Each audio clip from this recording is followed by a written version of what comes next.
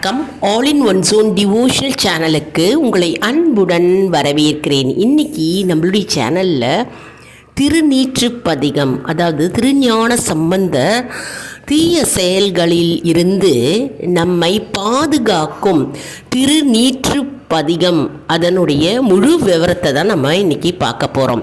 திருஞான சம்பந்தர் எழுதிய திருநீற்றுப்பதிகம் பாடல் அர்த்தத்தை தான் பார்க்க போகிறோம். அதற்கு முன்னால் நம்மளுடைய சேனலை இதான் ஃபர்ஸ்ட் டைம் பார்க்குறவங்களா இருந்தாலும் சரி, சப்ஸ்கிரைப் பண்ணாமல் பார்க்குறவங்களா இருந்தாலும் சரி, நம்ம சேனலை சப்ஸ்கிரைப் பண்ணிக்கோங்க. கூடவே அந்த பெல் பட்டனை ப்ரெஸ் பண்ணிக்கோங்க. ஆல் என்கின்ற ஆப்ஷனையும் ப்ரெஸ் பண்ணிக்கோங்க. அப்போ தான் நான் போடுற வீடியோஸ் எல்லாம் உங்களுக்கு உடனுக்குடன் நோட்டிஃபிகேஷனில் மிஸ் பண்ணாமல் தெரிய வரும். சரி, வாங்க இப்போது நம்ம வீடியோக்குள்ளே போகலாம்.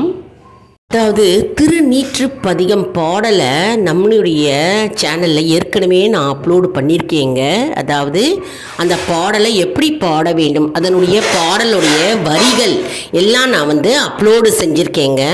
போய் பார்த்து பலனடைவீர்கள். அந்த பாடலை எப்படி பாட வேண்டும் அப்படின்னும் நான் அப்லோடு செஞ்சுருக்கேன். அதனுடைய சேர்ந்து கூட பாடினால் நமக்கு புண்ணியம் கிடைக்கும். சரி, வாங்க நம்ம திருநீற்றுப்பதிகத்துடைய அர்த்தத்தை, முழு அர்த்தத்தை நம்ம இன்னைக்கு பார்க்கலாம். அதாவது ருத்ராட்சம் மற்றும் திருநீறு அது பூசுவதற்கு அர்த்தத்தையும் அதனுடைய சிறப்பையும் பற்றி தான் நம்ம இன்னைக்கு பார்க்க போகிறோம். அதாவது சிவபெருமானுடைய அம்சமான ருத்ராட்சம் நிறைய பேரை நம்ம பார்த்துருப்போம் இல்லையா? ருத்ராட்சத்தை அணிபவர்களை நம்ம பார்த்திருக்கிறோம். மற்றும் திருநீறு நம்ம பூசுகிறோம் இல்லையா? தினம்தோறும் திருநீரை நம்ம பூசினால் நமக்கு தீவினைகள் மற்றும் தீய சக்திகளிலிருந்து நம்மை நாம் பாதுகாக்கலாம் என்றும் இந்த திருநீற்றுப்பதிகத்தை திருஞான சம்பந்தர் எழுதியிருக்கிறார், அவர் இயற்றியிருக்கிறார். அதாவது திருநீறு பூசுவதின் அவசியம் மற்றும் முக்கியத்துவத்தை அவர் விரிவாக விளக்கியுள்ளார் இந்த திருநீற்றுப்பதிகம் பாடலில். அதாவது தினம்தோறும் நம்ம திருநீறு, அதாவது விபூதி பூசிக்க வேண்டும். தினம்தோறும் நம்முடைய தீய சக்திகளிலிருந்து நம்மை பாதுகாப்பதற்காகவே நம்ம திருநீறு தினமும் நம் நெற்றியில் பூசிக்கொள்ள வேண்டும். மற்றும் சில பேர் ருத்ராட்சம் அணிவார்கள், சில பேர் அணிய மாட்டார்கள். ஆனால் திருநீறு மற்றும் நெற்றியில் எப்பவும் நம்ம அணிந்திருக்க வேண்டும். அதனுடைய சிறப்பு பற்றி பார்க்கலாம். அதாவது சிவபெருமானின் அம்சமான 12 திருமுறைகள் இருக்குங்க. அந்த 12 திருமுறைகளில் முதல் 3 திருமுறைகள் திருஞான சம்பந்தர் இயற்றியுள்ளார். அந்த 3 திருமுறைகளில் 2ஆம் திருமுறை தான் திருநீற்றுப்பதிகம் என்ற அற்புதமான பதிகமாகும்.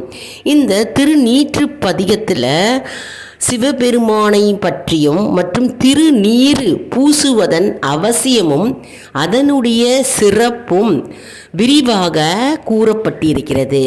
திருநீறு விபூதி நம்ம தினம்தோறும் நம்ம பூசிக்கொண்டால் நம்முடைய நோய்கள் அனைத்தும் நீங்கும், எந்த துர்சக்திகளும் நம்மை நெருங்காது, மற்றும் எந்த தீய சக்திகளும் மற்றும் எந்த தீவினைகளும் நம்மை அணுகவே அணுகாது என்பது நம்பிக்கை. இந்த அற்புதமான திருநீற்றுப்பதிகத்தை நாம் தினம்தோறும் ஜபித்தால், வாசித்தால் நமக்கு நம்முடைய நீண்ட நாள் நோய்கள் அனைத்தும் தீரும். மற்றும் திருநீற்றுப்பதிகத்தின் பெருமையும் அதனுடைய சிறப்பையும் பற்றி திருஞான சம்பந்தர் அழகாக 2ஆம் திருமுறையில் கூறியிருக்கிறார்.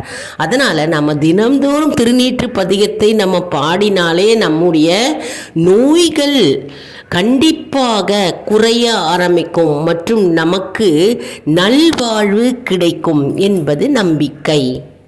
மேலும் இந்த திருநீற்றுப்பதிகத்தில் திருஞான சம்பந்தர் என்ன கூறியிருக்கிறார் என்றால், அதாவது திருநீற்றுப்பதிகத்தை யாரெல்லாம் படிக்கிறார்களோ அவர்களிடத்தில் எந்த மந்திரமோ மாயஜாலமோ தந்திரமோ பலிக்காதாம், நெருங்கவே நெருங்காதாம். அதாவது ஏதாவது ஒரு செய்வினையோ அல்லது ஏதாவது ஒரு ஏவல் பில்லி சூன்யம் ஏவி விட்டாலோ நம்முடைய வாழ்க்கையில் எந்த மந்திரமோ தந்திரமோ பலிக்காது. நாம் தினம்தோறும் இந்த திருநீற்று பதிகத்தை நாம் படித்தாலே போரும். கெட்டது மற்றும் துர்சக்திகள் நம்மை அணுகவே அணுகாது. நாம் நோயிலிருந்து நம்மை பாதுகாக்கலாம். அத்தகைய சிறப்பு வாய்ந்த திருநீற்று பதிகத்தை நாம் தினம்தோறும் பூசிக்கொண்டால் நமக்கு எந்த மந்திரமும் பலிக்காது. ஏனென்றால் திருநீரே மந்திரமாக நமக்கு கொடுக்கப்பட்டுள்ளது. அந்த திருநீர் பசுவின் சாணத்திலிருந்து தயாரிக்கப்பட்டுள்ளது. சிவபெருமானே ஆகமங்களில் கூறியிருக்கிறார். இது ஒரு அற்புதமான சக்தி வாய்ந்த திருநீர் நம் கையில் இருக்கும்போது நமக்கு எந்த கவலையும் கிடையாது. அதாவது சில வீட்டில் பார்த்தோம்னா குழந்தைகள் சதா சர்வ பொழுதும் அழுது கொண்டே இருக்கும். அதாவது எந்த காரணமும் இல்லாமல் அழுது கொண்டே இருக்குங்க. அதுக்கு ஜுரமும் இருக்காது, உடல் வலிகளும் இருக்காது. அதுக்கு என்ன வேதனை பண்ணுறதுனே தெரியாமல், அது சொல்ல தெரியாமல் அது அழுது கொண்டே இருக்குமாம். அப்பொழுது என்ன செய்வார்கள் பெரியவர்கள் விபூதியை எடுத்து பட்டையாக நெத்தியில் பூசுவார்கள். அந்த விபூதி பூசின பிறகு கொஞ்ச நேரம், சிறிது நேரம் கழித்து அந்த குழந்தை அழுவது நின்று விடுமோம் மற்றும் அந்த குழந்தை நார்மலாக ஆகிவிடுமோம் அடுத்த நாளே. அதனால் அவ்வளவு சக்தி வாய்ந்த இந்த திருநீற்று பதிகத்தை நாம் படிக்க படிக்க நம்முடைய வாழ்க்கையில் இருக்கும் அனைத்து நோய்களும் நீங்கும் மற்றும் மந்திரமும் தந்திரமும் எதுவும் நம்மை நெருங்காது மற்றும் தீவினைகள், தீய சக்திகள் நம்மை அணுகாது என்று திருஞான சம்பந்தர் கூறியிருக்கிறார். இப்போ நம்ம திருநீற்று பதிகத்தின் மகிமையை பற்றி நம்ம பார்க்கலாம். அதாவது ஒரு சமயத்தில் மதுரையை ஆண்ட பாண்டிய மன்னன், கூன் பாண்டிய மன்னன், அவருக்கு வெப்பை நோயால் பாதிக்கப்பட்டாராம். கடும் வெப்பை நோயால் பாதிக்கப்பட்டாராம். அப்பொழுது மற்ற வைத்தியர்கள் அவர்கள் நிறைய மருந்துகள் மற்றும் அவருக்கு நிறைய சிகிச்சை செய்த பிறகும் அவருக்கு பலனே அடையவில்லையாம். அப்பொழுது என்ன ஆயிற்றாம், அவருடைய மன்னனுடைய மனைவி மங்கையர்க்கரசி திருஞான சம்பந்தரை அழைத்து வரும்படி கூறினாராம். அப்பொழுது திருஞான சம்பந்தர் அந்த மதுரைக்கு, அந்த அரண்மனைக்கு வந்தாராம். வந்த பிறகு அவர் திருநீற்று பதிகத்தை பாடினாராம். உறக்க கத்தி இந்த திருநீற்று பதிகத்தை திருஞான சம்பந்தர் கூன் பாண்டியன் முன்னாடி அமர்ந்து பாடினாராம். மந்திரமாவது நீரு வானவர் மேலது நீரு, சுந்தரமாவது நீரு துதிக்கப்படுவது நீரு, மந்திரமாவது நீரு துதிக்கப்படுவது நீரு, இந்துவர் வாய் ஊமை பங்கன் திரு ஆலவாயான் திருநீரே. இந்த பாடலை பாடி, திருநீற்று பதிகத்தை பாடி என்ன செய்தாராம், சிவபெருமானுடைய பிரசாதமாகிய திருநீரு விபூதியை எடுத்து பஞ்சாட்சர மந்திரத்தால் ஓதி அவருடைய மன்னனுடைய நெற்றியில் பூசினாராம்.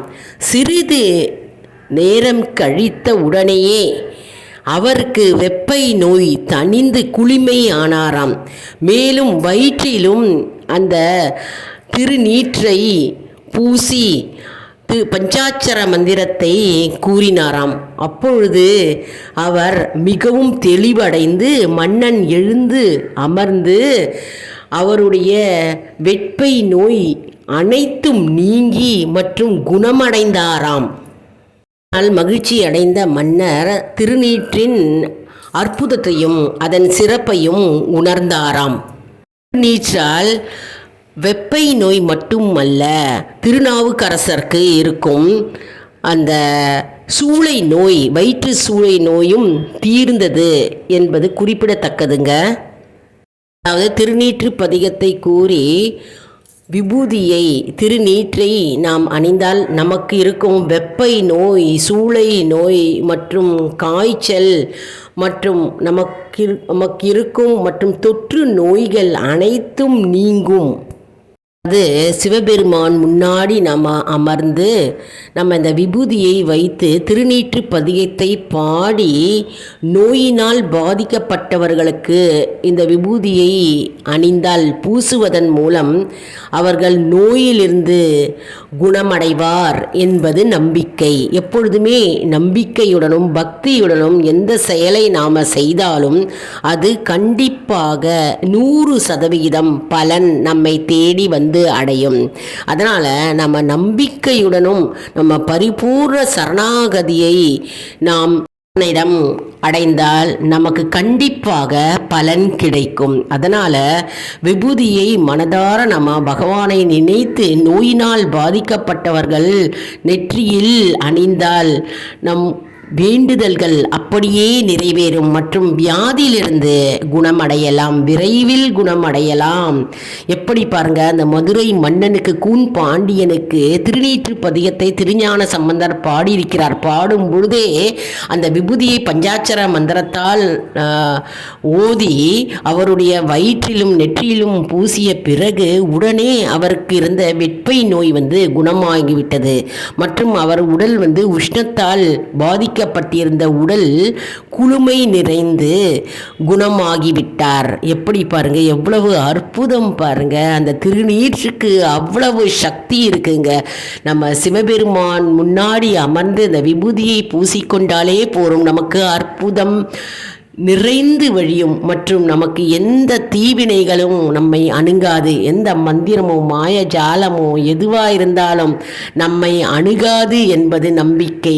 நாம் பிரதோஷ காலத்தில் நம்ம பார்த்துருப்போம், சிவபெருமானுக்கு அபிஷேகம் செய்யும்போது பால், தயிர், சந்தனம், பன்னீர் மற்றும் இளநீர் போன்ற அபிஷேகங்களால் அவர் அபிஷேக பிரியர் என்றும் மற்றும் அபிஷேகத்தை கண்டிருப்போம். மற்றும் விபூதி அபிஷேகம் செய்வார்கள். அந்த விபூதியை நமக்கு விநியோகம் செய்வார்கள். அந்த விபூதி பிரசாதமே நமக்கு கோடி நோய்களை நீக்கும். அதனால் அந்த விபூதி பிரசாதத்தை வீட்டில் எடுத்து நாம் அனைவரும், வீட்டில் இருக்கும் குடும்பத்தினர் அனைவருக்கும் நெற்றியில் பூச வேண்டுங்க. அதனால் அந்த விபூதிக்கு அவ்வளவு அற்புதமும் மகிமையும் இருக்கிறது. அதனால தான் இந்த திருநீற்று பதிகம் என்ற பதிகத்தை திருஞான சம்பந்தர் நமக்கு அருளியிருக்கிறார். அற்புதமான திருநீற்று பதிகத்தை எல்லாரும் பாடி பலன் அடைவீர்கள். நான் ஏற்கனவே அந்த திருநீற்று பதிகம் பாடலை பாடியிருக்கிறேங்க.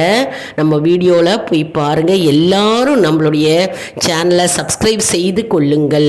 கண்டிப்பாக நமக்கு இறை அருள் பெருகும் மற்றும் இறைவனுடைய அருள் நமக்கு பரிபூர்ணமாக கிடைக்கும். நம் வாழ்வு மேன்மை அடையும். நமக்கு இருக்கின்ற அனைத்து குறைகளும் பகவான் நீக்கி போடுவார். அதனால் அற்புதமான திருநீற்று பதிகத்தை அனைவரும் பாடி அதனுடைய சிறப்பையும் நாம் அனைவரும் பெறுவோம். நாம் அனைவரும் தெரிஞ்சுக்கிட்டோம் இல்லையா, விபூதி எதனால் பூசுகிறோம், அதனுடைய சிறப்பு என்ன, நம்ம விபூதி பூசினால், திருநீற்று பூசினால் நமக்கு என்ன நன்மை மற்றும் பலன் கிடைக்கும் என்பதை நாம் தெரிஞ்சுக்கிட்டோம் இல்லையா இந்த வீடியோ மூலமாக. என்ன அன்பர்களே, இந்த வீடியோ உங்களுக்கு மிகவும் பலனுள்ளதாக இருக்கும் என்று நான் நம்புகிறேன். இந்த வீடியோவுக்கு ஒரு லைக் கொடுங்க. இதை மற்றவர்களுக்கும் ஷேர் செய்யுங்கள், அவர்களும் பலனடையட்டும். அதாவது இந்த பதிகத்தை நான் போடும்போதே எனக்கு மெய் சிலிர்க்கிறதுங்க. அதாவது பகவானுடைய, சிவபெருமானுடைய ஆணையினால், அவருடைய அருள் இருப்பதினால்தான் எனக்கு இந்த பதிகத்தை போட முடிகிறது. நான் இந்த பதிகத்தை போட்டு அவருடைய விபூதியின் மகிமையை நான் கூறுகிறேன். அதாவது இந்த பாக்கியத்தை கொடுத்திருக்கிற சிவபெருமானுக்கு கொடானு கோடி நன்றிகள். காணொளியை காண்கின்ற அனைவரும் சிவபெருமானை மனதார நினைத்து கொள்ளுங்கள். உங்களுக்கும் சிவபெருமானுடைய அருள் கிடைக்குமாறு நான் சிவபெருமானிடம் வேண்டிக் கொள்கிறேன், பிரார்த்தனை செய்து கொள்கிறேன். எப்பவுமே நல்ல விஷயங்களை நிறைய ஷேர் செய்யுங்கள் நண்பர்களே. நம்ம ஷேர் செய்ய அவர்கள் பலனடைவார்கள். அதன் மூலம் நமக்கும் நன்மை தானாகவே வந்து சேரும். மேலும் ஆல் இன் ஒன் ஜோன் அன்பர்களுக்கு ஒரு அன்பான வேண்டுகோள். நம்முடைய கம்யூனிட்டி போஸ்ட்டில் கேள்வி பதில் நேரம் வருங்க. அந்த கேள்விகளுக்கு பதில் தாங்க. இதன் மூலம் நம்முடைய ஆன்மீக பயணம் எப்படி இருக்கிறது என்பதை நாம் தெரிந்து கொள்ளலாம் இல்லையா? இது சப்ஸ்கிரைப் செய்தவர்களுக்கு மட்டுமே தெரிய வரும். அதனால் நம்முடைய சேனலை மறக்காமல் சப்ஸ்கிரைப் செய்து கொள்ளுங்கள். அடுத்த வீடியோவில் வேறொரு தலைப்புடன் உங்களை வந்து சந்திக்கிறேன். நன்றி, வணக்கம்.